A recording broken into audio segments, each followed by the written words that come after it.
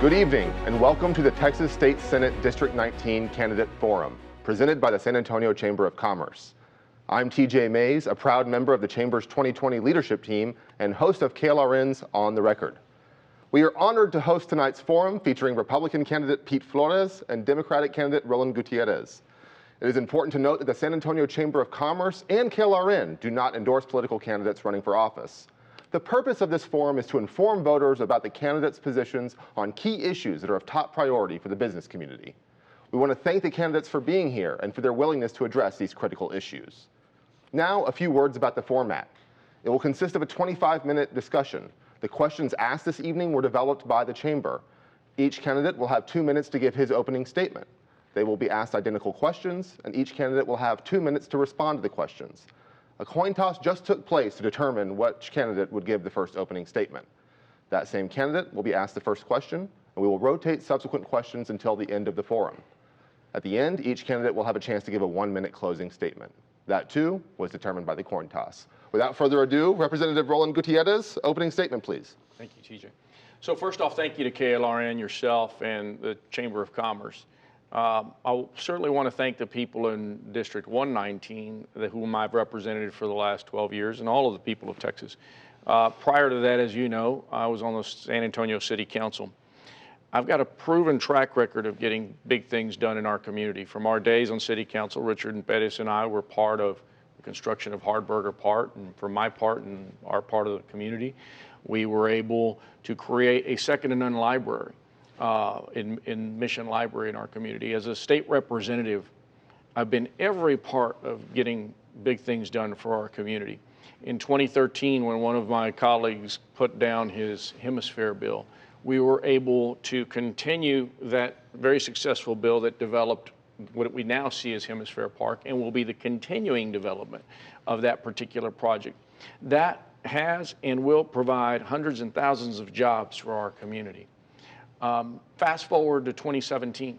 In 2017, we had an annexation bill where the city of San Antonio couldn't annex beyond its territorial limits without approval of the people in those communities. Sounded great on its face, but it was going to severely threaten and jeopardize our military bases. It took me a session, an interim and a special session, to go put the fixes in place that would protect and preserve our military missions. We essentially created a 5-mile buffer that was able to protect our missions. It's just so important, not just for the soldiers and sailors on those bases, but for all of the civilians. You see, I'm from here. I lived through the closure of Kelly Air Force Base, and I lived through my friends' fathers losing their jobs or having to make this decision to move to Tinker in Oklahoma. And so here we are. This is a debate about very important, a conversation, if you will, about things that are important to our community. I'm from here and I've lived it, and I have had the honor of doing great things for our community. I'm going to continue to do that as your next Texas State Senator. It's my hope, and I respectfully ask for your vote and ask for your consideration in this important and vital election. Thank you, TJ. Thank you. Senator Flores, your opening statement. Thank you very much, and I'd like to thank you all again for this opportunity to be here. Thank you, Representative, for being here as well.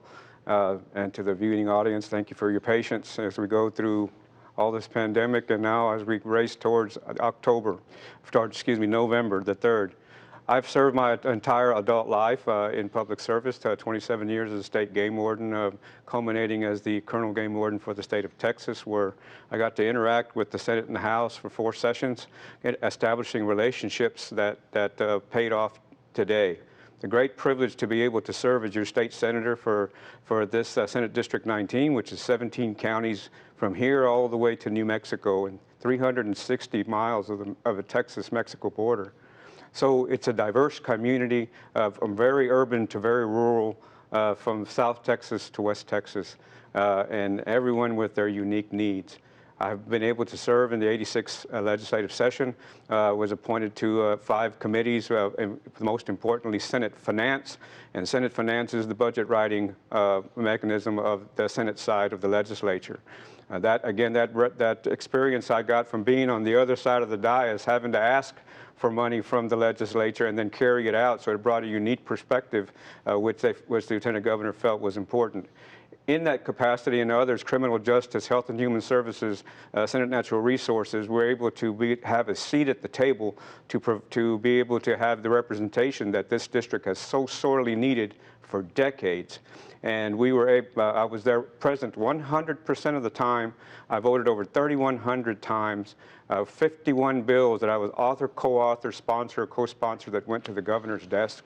Hundreds of millions of dollars of infrastructure to our district, including working with the team to provide the funding for the San Antonio State Hospital, for the University of Texas Health Science Center, our universities, our foster care program.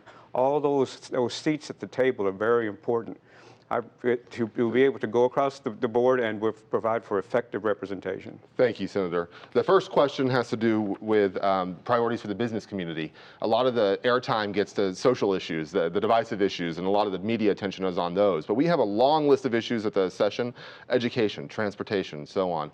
What is your number one priority for business issues? Yeah, absolutely. So certainly in 2017, we spent a tremendous amount of time arguing about a ridiculous bathroom bill that was very divisive, that put our community in a place where we, quite frankly, here in San Antonio, lost a lot of money from conventions that were going to come to our community and said, look, in anticipation of this particular legislation, we're not even going to mess with it.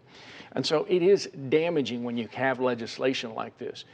My number one priority is, making sure that we have a fully funded universal pre-K, because when you have an educated workforce, and we'll know that in the effect of it in 18 years, we will be able to see our workforce develop in a very good way. Secondarily, we need to be about creating jobs. I'm the only candidate who's talking about creating 60,000 jobs. When was the last time you heard or saw that? We can legalize cannabis like 33 other states have done and create over 30,000 jobs. In 2009, Edmund Kemple, a Republican House representative, suggested that we should have 13 destination resort casinos. Unfortunately, Edmund had a heart attack the day the bill was going to come on the House floor. And so those 13 destination resort casinos would generate about 30,000 jobs and $3 billion in taxation. I'm the only candidate that has a plan for creating jobs and creating new revenue for the state of Texas without increasing sales tax like my opponent has suggested in the past.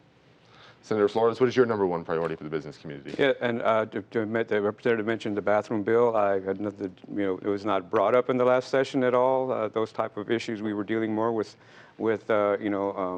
steak and potatoes.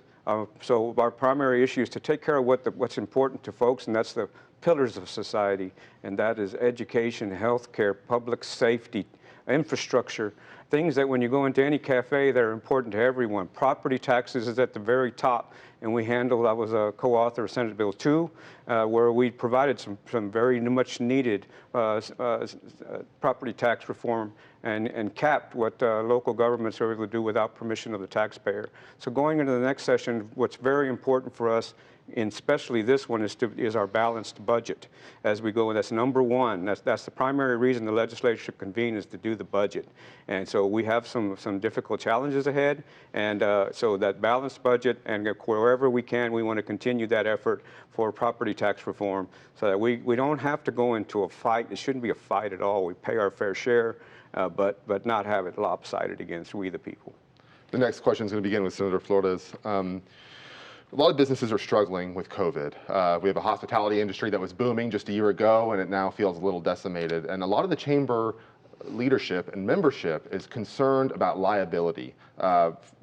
Patrons or employees suing business owners for contracting COVID. Would you support a statewide liability shield for the coronavirus? Absolutely. I think that you're taking businesses are out there doing everything they can that is reasonable and prudent, and so you shouldn't be held liable for that, and giving people, trial lawyers, the opportunity to make a profit off of you.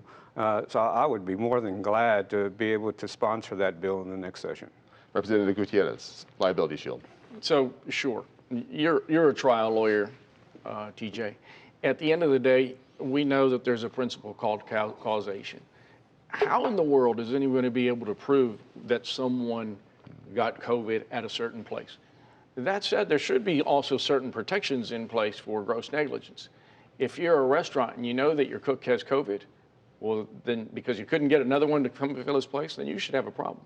If Donald Trump was a restaurant right now, he would be grossly negligent because he's been a super spreader, let's be clear. And so at the end of the day, most certainly, but I think it's absolutely a red herring. What we need to be really talking about is how we're going to help those restaurants and hotels, how we're going to find some kind of unique tax credit spread over the next 5 years that's going to allow them to make up for some of their significant losses. Those are the things, those are the discussions that we need to be having in Austin to help those people, those small businesses that have done their part to fulfill the American dream like I have. I've created several hundred jobs in the last several years as a restaurateur, as an immigration lawyer in my office, and many other businesses as a construction contractor. And so I think that it's incumbent upon us as legislators not to follow those red herrings, but to look at the problem that's right in front of us, and that's how we're going to give them the tax credits, the relief that they need to make up for these significant losses that they've faced in this year. The next question is going to begin with you. In addition to the hospitality industry, another pillar of our economy is the military. We're a military city, USA. It's a $15.4 billion direct impact. You mentioned the closure of Kelly earlier. If elected, what do you plan to do to protect the military presence in San Antonio? So I'll do what I've always done. First off, I'm from here. I grew up when Kelly closed. I was a kid, a teenager. I saw my friends' fathers lose their jobs or make the decision to move to Oklahoma. That should never happen again. And I was on the city council when we protected and asked for funding to make sure that we wouldn't have another brac closure. In 2017, we had an incredible threat to our military bases, and every general and high-ranking officer in our military bases told the legislators that were proposing that annexation bill how devastating it could be. I was the only person that worked back and forth during the session. I had 6 interim committee hearings. I was the head of the Defense and Veterans Affairs Committee, thanks to Joe Strauss. Had 6 interim committee hearings throughout the state of Texas, and then in the special session was able to put in the protections that those military mayors wanted. It won me the Legislator of the Year award by the Texas military mayors. Protecting our military bases and our military missions is oh so important. What we created was a 5-mile buffer so that developers couldn't go in and do whatever they wanted around those military bases. That was crucial then. It's crucial now. We must protect our bread and butter. Again, not just for the soldiers and sailors, but for the civilian employees that make up that $15 billion and $50 billion for the state of Texas. Thank you. Senator Flores. Well, our military bases, including the one at Laughlin and Del Rio, are very important to us. Our national defense is very important. I'm an Air Force brat. My dad was career Air Force. And so, I was born at Minot at Air Force Base in North Dakota. And but it is something that we have to jealously protect, and something that I did vote to protect in the last session when it came up, when a bill that's similarly situated to the one the representative is describing.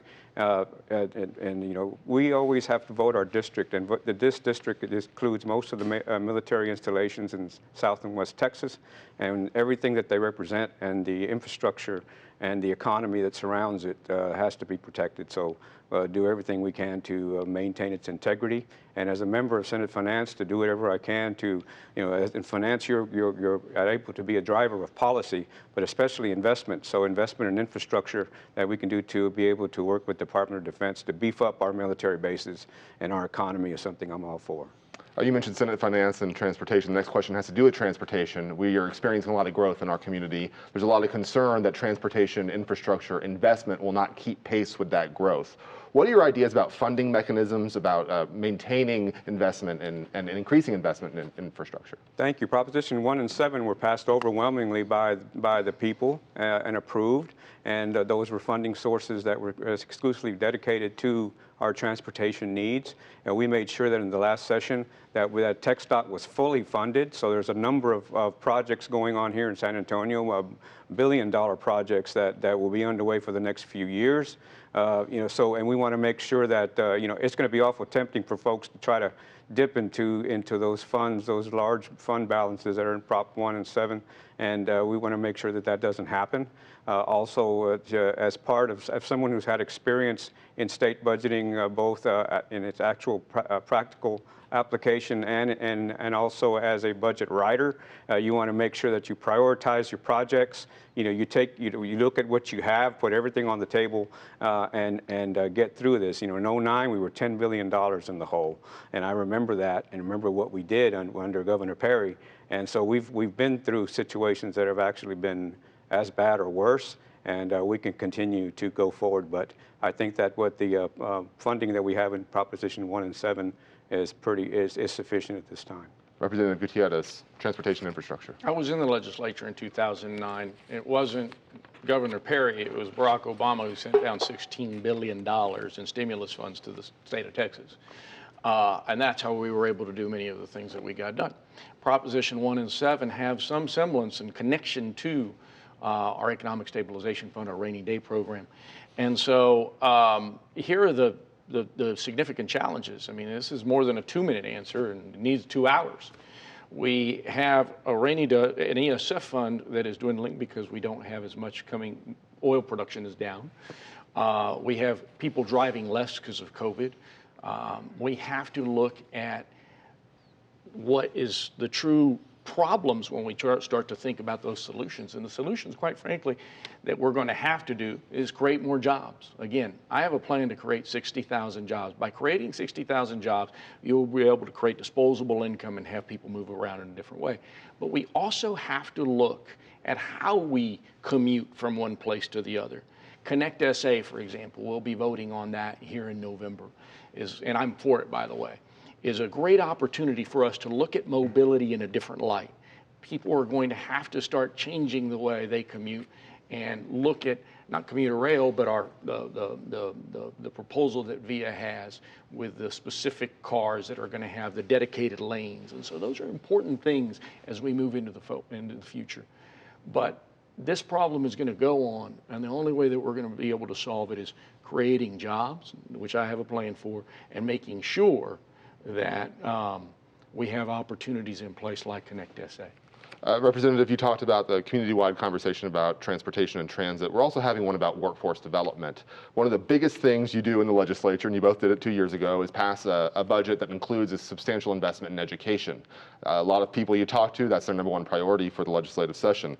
The state legislature was able to pass House Bill 3 last session, which was, I think, an $11.6 billion bill. But there's this concern about equitable, sustainable investment in public education. What is your plan for that? Well, I'll tell you this. I mean, first off, I was there for House Bill 3, as was the senator. Not a whole lot of new money coming into that.